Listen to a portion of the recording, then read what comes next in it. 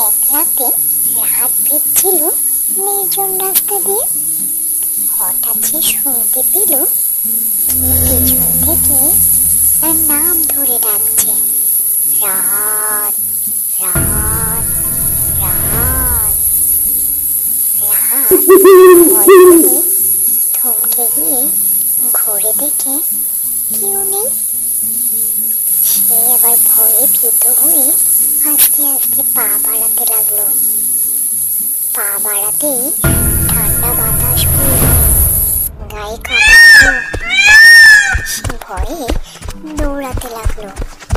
রাস্তায় একটা পুরনো লণ্ঠন জ্বলছে।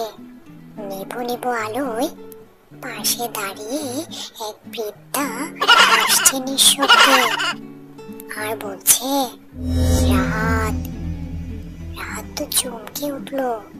ওই বৃদ্ধা তো তার দাদি, যিনি মারা গেছেন 3 বছর আগে। দাদি বলল, বাড়ি যাস না আজ, আগুন লাগবে। ভয় পেয়ে রাত দিল কত। পরে রাত বাড়ি এসে জানতে পারলো সেই রাতে তার ঘরে শর্ট সার্কিটে আগুন লেগেছিল। Subscribe my channel.